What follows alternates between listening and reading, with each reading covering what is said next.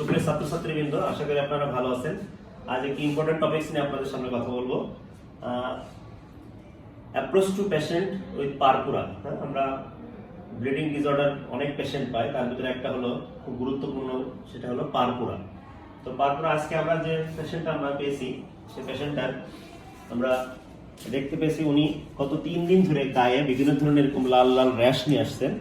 তো উনি আমার কাছে যখন আসলেন তখন আমরা পেশেন্টটাকে আমরা ক্লিনিক্যালি এক্সামিনেশন করলাম, কিছু ডিফারেন্সিয়াল ডায়াগনোসিস ঠিক করলাম, কিছু ইনভেস্টিগেশন করালাম এবং সর্বশেষ আমরা একটা ডায়াগনোসিসে পৌঁছাতে সক্ষম হলাম।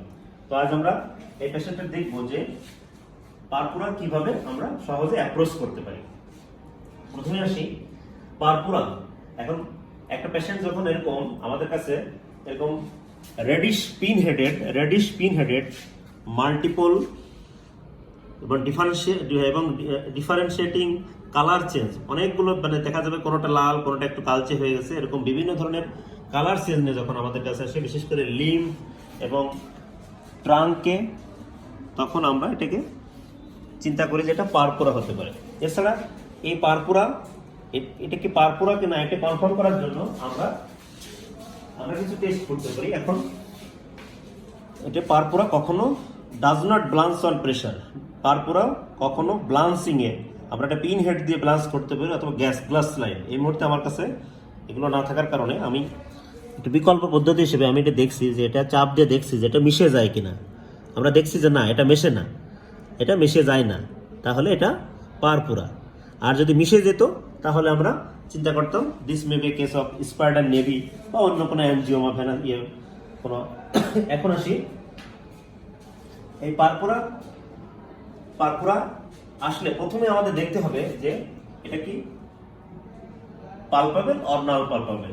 যদি পালপাবেল, অর্থাৎ আমরা হাতটা এরকম বলবো, যদি পালপাবেল হয় তাহলে পালপাবেল এবং পেইনফুল যদি হয় তাহলে এটা আমাদের ভাস্কুলাইটিস ডিসঅর্ডার চিন্তা করতে হবে, এবং ভাস্কুলাইটিস ডিজিজ।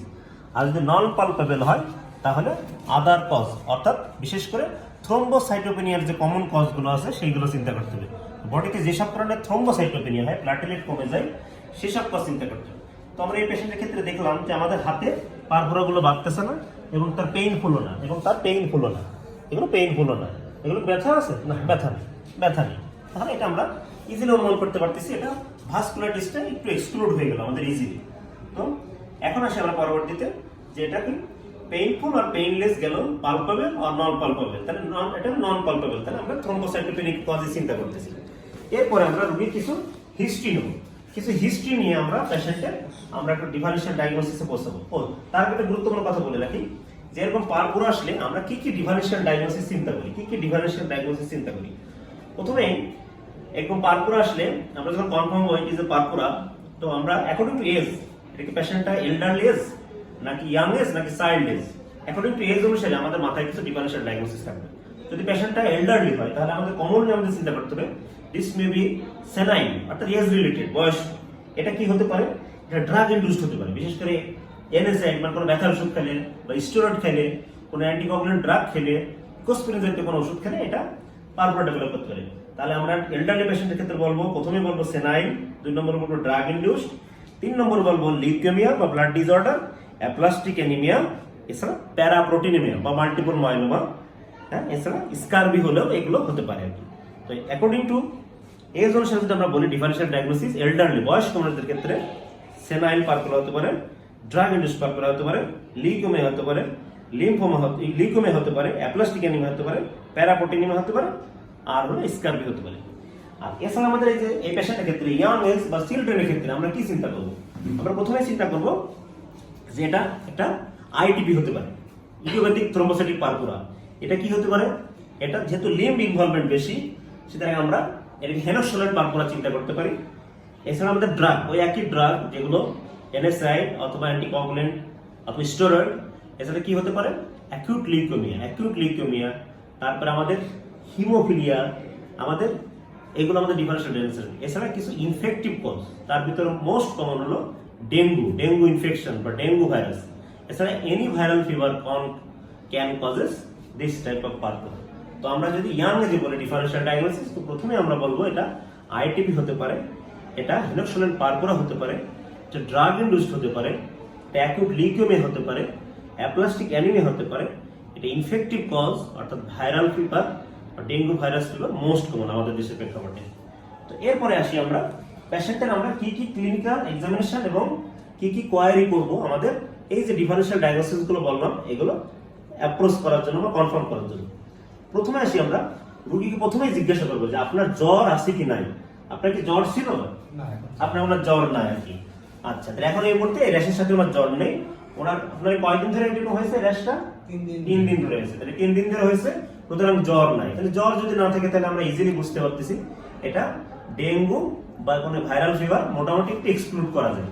এর পরের কোশ্চেন হবে আপনার এই জ্বরের সাথে কি বা আপনার জ্বর যদি জ্বর থাকে তখন আমরা জিজ্ঞাসা করবো যে আপনার কোনো জয়েন্টে বা ইয়েতে ফুলছে কিনা বা ব্যথা হয়েছে কিনা, অর্থাৎ আর্থ্রাইটিস আছে কিনা, সাথে কোনো অ্যাবডোমিনাল পেইন আছে কিনা, পায়খানার রাস্তাতে কালো পায়খানা হচ্ছে কিনা বা পায়খানার রাস্তাতে কখনো রক্ত যাচ্ছে কিনা, অ্যাবডোমিনাল পেইন আছে কিনা, এবং লোয়ার লিম্ব বা বাটকে ইনভলভমেন্ট আছে কিনা, পাশার দিক দিয়ে পিছন দিক থেকে কোনো ইনভলভমেন্ট আছে কিনা পারপুরা, তাহলে আমরা চিন্তা করব এটা হেনোসোলেট পারপুরা হতে পারে। তাহলে হোয়েন ফিভার পারপুরার সাথে যখন purpura with fever, with arthritis, with abdominal pain, with pararectal bleeding, with involvement more on buttock, this may be a case of Henoch-Schönlein purpura. Henoch-Schönlein purpura young is a common. এরপর আমরা রোগীকে জিজ্ঞাসা করবো আপনি কি কোনো ওষুধ খেয়েছেন কিনা, রিসেন্টলি কোনো ড্রাগ খেয়েছেন কিনা, আপনি কি কোনো ব্যথা বড়ি খেয়েছেন রিসেন্টলি 2-3 দিনের ভিতরে? না, কোনো ব্যথার বড়ি খান নাই। কোনো অ্যান্টিবায়োটিক খেয়েছেন? কোনো ইকোস্প্রিন বা সার্ভিসের মধ্যে কোনো বড়ি খেয়েছেন কিনা? ডেল্টাসন, প্রেডনিসোলন এরকম কোনো বড়ি খেয়েছেন কিনা? না, ওই যে তো কোনো ওষুধ খান নেই। তাহলে উনি কোনো স্টেরয়েড খায়নি, উনি কোনো এনএসআইড খায়নি, তাহলে এটা আমাদের ড্রাগ হিস্ট্রি নিলাম। এরপর আমরা জিজ্ঞাসা করবো যে আপনার আগে থেকে জন্মগতভাবে বা অনেক ছোটবেলার থেকেই কোনো এরকম রক্ত যাওয়ার কোনো হিস্ট্রি আছে কিনা, ছোটবেলা থেকে আপনার দাঁতের গোড়া দিয়ে, পায়খানা রাস্তা দিয়ে বা এরকম অন্য কোনো জায়গা দিয়ে রক্ত আসে কিনা? না, আসে না। তাহলে আমরা ব্লিডিং কিছু ডিসঅর্ডার যেমন হিমোফিলিয়া এটা আমরা এক্সক্লুড করতে পারি, বা তার বংশে কোনো রোগ আছে কিনা, তার মামার বংশে কোনো এরকম ডিসঅর্ডার আছে কিনা, তাহলে আমরা হিমোফিলিয়া এক্সক্লুড করতে পারি। এরপর আমরা আসি রোগীর আমরা দেখবো রোগীর অ্যানিমিয়া কিনা। এবার আমরা ক্লিনিক্যাল এক্সামিনেশন করব। কিছু ক্লিনিক্যাল এক্সামিনেশন করে আমরা দেখবো যে রোগীর অ্যানিমিয়া আছে কিনা। উপরের দিকে তাকান, যদি দেখি যে রোগী সিভিয়ারলি অ্যানিমিক তাহলে আমাদের চিন্তা করতে হবে এটা লিউকেমিয়া হতে পারে, অ্যাপ্লাস্টিকোনিয়া হতে পারে। এই রোগীর ক্ষেত্রে নাই। এরপর আমরা দেখবো যে তার বনি টেন্ডারনেস আছে কিনা। বনি টেন্ডারনেস আছে কিনা, বনি টেন্ডারনেস, হ্যাঁ হাত দুটো এখানে রাখেন। বনি টেন্ডারনেস আমরা ইজিলি এখানে চাপ দিয়ে দেখবো তার বনি টেন্ডারনেস নাই, বনি টেন্ডারনেস না, তাহলে আমাদের লিউকেমিয়া এক্সক্লুড। এরপর আমরা দেখবো তার কোনো অর্গানোমেগালি আছে কিনা। হ্যাঁ, তাহলে আমরা দেখতে পারি অর্গানোমেগালি আছে কিনা। হ্যাঁ, অর্গানোমেগালি আমরা লিভারটা দেখবো। শ্বাস নেন বাবা, লম্বা করে শ্বাস নেন, শ্বাস শ্বাস শ্বাস নিয়ে শ্বাস ছাড়েন। হ্যাঁ, দেখি যে আমাদের কোনো লিভার কোনো পালপেবল না বা এনলার্জ নাই। এরপর আমরা স্প্লিন দেখবো, না কোনো স্প্লিনোমেগালিও নাই, কোনো লিম্ফ নোডও নাই, কোনো অর্গানোমেগালিও নাই, কোনো লিম্ফ নোডও নাই। ঠিক আছে, কোনো বনি টেন্ডারনেসও নাই। ঠিক আছে, এরপরে আমরা দেখবো তার অ্যানিমিয়াটা আরো দেখতে পারি, হাতে দেখতে পারি, তার আর্থ্রাইটিস দেখতে পারি, নাই, এগুলো নাই। এরপরে আমরা রোগীর অন্য কোনো কোলাজেন টিস্যু অর্থাৎ তারপর আর্থ্রাইটিস যেহেতু নাই তাহলে তার এসএলই বা রিউমাটয়েড আর্থ্রাইটিস এরকম কোনো সম্ভাবনা তার আমরা দেখতে পাচ্ছি না। এগুলো আমরা দেখবো তারপর আর্থ্রাইটিস আছে কিনা। এরপর আমরা আদার কিছু রেয়ার ডিজিজ আছে যেগুলোর কারণে পার করা হতে পারে, যেমন সিএলডি, সিকেডি। তাহলে সিএলডি যে কোনো স্টিগমাটা আছে কিনা, তার গাইনোকোশিয়া, স্পার্ডানেভি, অর্গানোমেগালি, অ্যাসাইটিস, ইডিমা নাই। সিকেডি কোনো ফিচার আছে কিনা, অর্থাৎ পেশেন্ট হাইপারটেনসিভ কিনা, অ্যানিমিক কিনা, এডিমা আছে কিনা, সেক্ষেত্রে আমরা এটাকে সিকেডি হিসেবেই করতে পারি। তো CKD, CLD most rare causes of তোমার পারপুরা। এরপর আমরা কি কি ইনভেস্টিগেশন করবো এর ক্ষেত্রে কি কি ইনভেস্টিগেশন করবো? প্রথমে আসি আমরা এই পেশেন্টের ক্ষেত্রে খুব সহজ, আমরা একটা কমপ্লিট ব্লাড কাউন্ট এবং পিবিএফ করবো। কমপ্লিট ব্লাড কাউন্ট আমাদের খুব গুরুত্বপূর্ণ তথ্য দেবে, অনেক সুন্দর সুন্দর কিছু ডিফারেন্সিয়াল ডায়াগনোসিসকে কনফার্মেটরি ডায়াগনোসিস হিসেবে এস্টাবলিশ করবে।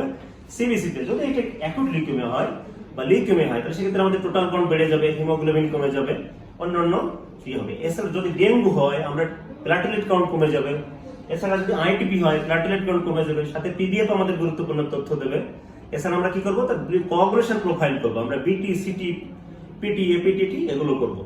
আমরা যদি কোনো এরপর আমরা কি করবো, রোগীর ব্লাড কালচার করতে পারি। যদি আমরা সেপ্টিসেমিয়া চিন্তা করে তাহলে ব্লাড প্রেসার করতে পারি। এছাড়া আমরা কি করতে পারি, অ্যাকর্ডিং টু ডিফারেনশিয়াল ডায়াগনোসিস আমরা কোলাজেন ভাস্কুলার ডিজিজ, বিশেষ করে রিউমাটয়েড আর্থ্রাইটিস, বিশেষ করে এসএলই, এগুলোর জন্য স্পেসিফিক টেস্ট এএনএ, অ্যান্টি ডিএসডিএনএ করতে পারি, অ্যান্টি ফসফোলিপিড অ্যান্টিবডি করতে পারি। এছাড়া আমরা লিভার ফাংশন টেস্ট এবং রেনাল ফাংশন টেস্টটা করব সিকেডি এবং সিএলডি এক্সক্লুড করার জন্য। তো আমাদের আসি, এই পেশেন্টটা আজকে আমাদের 3 দিন ধরে এরকম পারপুরনে প্রেজেন্ট করছে এবং সে পার রেক্টাল তার ম্যালেনের একটা হিস্ট্রি দিচ্ছে, পার রেক্টাল ব্লিডিং হচ্ছে, তার গাম ব্লিডিংও আছে অকেশনাল। এই 3 দিন ধরে তার, তো আমরা টেস্ট দিলাম, আমরা কিছু সিবিসি দিয়েছিলাম। তো সিবিসিতে দেখা যাচ্ছে আমাদের ইজিলি এখানে আমাদের হিমোগ্লোবিন ঠিক আছে, ইএসআর ঠিক আছে, টোটাল কাউন্ট অফ ডাব্লিউবিসি ঠিক আছে, কিন্তু প্লাটিলেট অনেক কম, অনলি 30,000। হ্যাঁ, তো সেক্ষেত্রে আমাদের দুটো differential diagnosis, maybe A case of dengue or maybe A case of ITP. So আমরা ডেঙ্গু টেস্টও দিয়েছিলাম, ডেঙ্গু ফর আইজিজি এবং আইজিএম দুটোই নেগেটিভ আসছে। তো এরপরে আমরা ইউরিন দিয়েছিলাম যে কোনো প্রোটিন ইউরিয়া আছে কিনা, কোনো আরবিসি যাচ্ছে কিনা। তো দেখা যাচ্ছে আরবিসি 10টা আরবিসি যাচ্ছে আর কি। এরপরে আমরা আল্ট্রাসাউন্ড দিয়েছিলাম যে তার কোনো লিভার বা সিএলডি কোনো স্টিগমাটা আছে কিনা। সেক্ষেত্রে আমরা এক্ষেত্রে তেমন কোনো ক্লু পাইনি যে তার কোনো সিএলডি বা সিকেডি আছে, এরকম কোনো ক্লু পাইনি। আর আমাদের পেন্ডিং আছে আমাদের পিবিএফ রিপোর্টটা, যদি এখানে করা সম্ভব না, একটু দেরি হবে, 3 দিন পরে আমরা পাবো। তাহলে আমরা মোটামুটি এখন এই পেশেন্টের ক্ষেত্রে আমরা একটা ডায়াগনোসিসে আমরা মোটামুটি একটা ধারণা করছি, এটা একটা ইডিওপ্যাথিক থ্রোম্বোসাইটিক পারপুরা হতে পারে, অথবা যদিও আরো ছোট বয়সে হেনোক্সুলেন পারপুরা হয়, আপনাদের কাছে এই বয়সে হয় না, ইউজুয়ালি বাচ্চাদের হয়। সেক্ষেত্রে আমরা এই মুহূর্তে আইটিপিটাকেই ওনার প্রাধান্য দিচ্ছি। আর ওনার একটা দারুণ হিস্ট্রি আছে, উনি গত 2 সপ্তাহ আগে ওনার জ্বর হয়েছিল, অর্থাৎ ভাইরাল কোনো ইনফেক্টিভ ফোকায় আছে। আপনারা জানেন যে ভাইরাল ইনফেকশনের পরেই সাধারণত এই ইয়েগুলো হয়, এই ভাইরাল ইনফেকশনের পরে এই আইটিপি গুলো মোস্ট কমন। অ্যাডাল্টেও কিন্তু আইটিপি হতে পারে, বাচ্চাদের যেরকম হয় অ্যাডাল্টেও কিন্তু আইটিপি হতে পারে। হ্যাঁ, তো this is all about purpura injection. হ্যাঁ, ও এরকম আরেকটা হিস্ট্রি আছে খুব গুরুত্বপূর্ণ, শেষ বেলা একটা দেখাতে চাই যে উনি এই রোগের জন্য একজন ভিলেজ কোয়াক বা কবিরাজ যেটাই বলি আমরা, একটা ট্র্যাডিশনাল ট্রিটমেন্ট নিতে গেছিলেন, যে ওখানে ইন্ট্রামাসকুলার ইনজেকশন দিয়েছিলেন, উনি বলতে পারলেন না ইনজেকশনটার নাম কি। ওনার সাথে সাথে কিন্তু এখানে হেমাটোমা হয়ে গেছে, কারণ ওনার প্লাটিলেট এত কমে গেছে, 30,000-এর নিচে চলে আসছে। এগুলোর সাথে সাথে ওনার এই হেমাটোমা ডেভেলপ করছে। এখন এই পেশেন্টকে আমরা হসপিটাল ভর্তি করবো এবং প্লাটিলেটটাকে তার কারেকশন করবো। পাশাপাশি আমরা পিবিএফ রিপোর্টের জন্য অপেক্ষা করছি এবং ভবিষ্যতে বোন ম্যারো করে তার ডায়াগনোসিস কনফার্ম করবো। ধন্যবাদ।